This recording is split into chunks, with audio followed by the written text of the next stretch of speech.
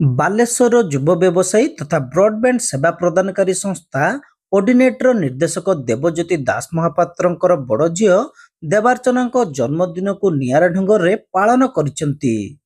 ଆଡମ୍ବର ସହକାରେ ଜନ୍ମଦିନ ପାଳନ ପରିବର୍ତ୍ତେ ଝିଅର ଆଗ୍ରହ କ୍ରମେ ଦାସ ମହାପାତ୍ର ପରିବାର ଏକ ରକ୍ତଦାନ ଶିବିର ଆୟୋଜନ କରିଥିଲେ।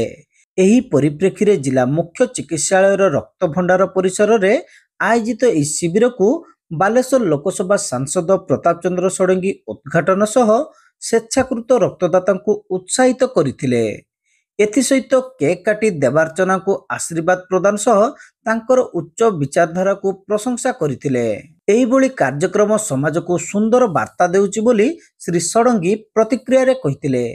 ବିଭିନ୍ନ ଉତ୍ସବରେ ରକ୍ତଦାନ ଦ୍ୱାରା ଜିଲ୍ଲାରେ ଦେଖାଦେଉଥିବା ସାମୟିକ ରକ୍ତ ସଙ୍କଟ ଦୂର ହୋଇପାରିବ ବୋଲି ଆଶା ପ୍ରକାଶ ଏହିଭଳି ଶିବିର ଆୟୋଜନ ପାଇଁ ସାଂସଦ ଶ୍ରୀ ଷଡଙ୍ଗୀ ସମସ୍ତଙ୍କୁ ଆହ୍ୱାନ ଦେଇଥିଲେ। ମୁଁ ସେ ପାଇଁ ଝିଅ ବାପା ଦୁଇ ଜଣଙ୍କୁ ଅଭିନନ୍ଦନ କରୁଛି।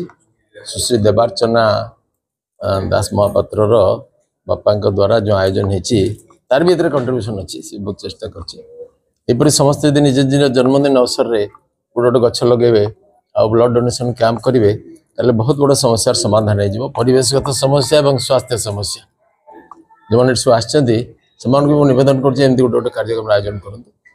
ନିଜ ସାଥୀ ମିତ୍ର ବନ୍ଧୁ ଏମାନେ ସମ୍ପର୍କ କରିକିରି ଏମିତି କରାଯାଉ। ସମସ୍ତଙ୍କ ଭିତରେ ଉତ୍ସାହ ସୃଷ୍ଟି ହେବ ଏବଂ ଆକ୍ସିଡେଣ୍ଟ ଠାରୁ ଆରମ୍ଭ କରି ଥାଲାସେମିଆ ପର୍ଯ୍ୟନ୍ତ ଯେତେ ଯେତେ ସମସ୍ୟାରେ ରକ୍ତର ଆବଶ୍ୟକତା ହେଉଛି ଏ ସମସ୍ୟା ବି ଦୂର ହୋଇଯିବ।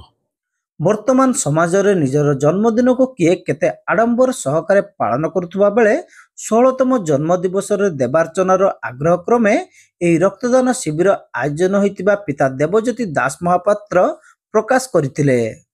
ମୁଁ ମୋର ଜନ୍ମଦିନରେ ଆରମ୍ଭ କରିଥିଲି ଏପ୍ରିଲ 28 ତାରିଖ ଦିନ ମୋର এই ব্লড সেন্টারে ব্লড ডোনেসন ক্যাম্প করছিলি। তারপরে দেখলি যে সেটা কিছু কামরে লাগলা। তারপরে এবে মো ঝিওর জন্মদিন এসব পার্টি নকরি মু গলে সেটা বি পুনি কন্টিনিউ করিবি। মু এবে মোর বর্ষর 2 থর রু 3 থর মু চেষ্টা করছি কি মু ব্লড ডোনেসন ক্যাম্প এটি তৈরি করিবি লোকଙ୍କୁ ଯେଉଁ ପାତ୍ରରେ ପାରିବି ସାହାଯ୍ୟ କରିବି। ମୁଁ ସମସ୍ତଙ୍କୁ ଆହ୍ୱାନ କରିବି କି ସମସ୍ତେ ଏଇ ପାର୍ଟି ନ କରିକି ଏ ବ୍ଲଡ୍ ଡୋନେସନ୍ କ୍ୟାମ୍ପ କରନ୍ତୁ ୟା ଫିର ଗଛ ବୃକ୍ଷ ଲଗାନ୍ତୁ ସମାଜରେ କିଛି କାମ କରନ୍ତୁ।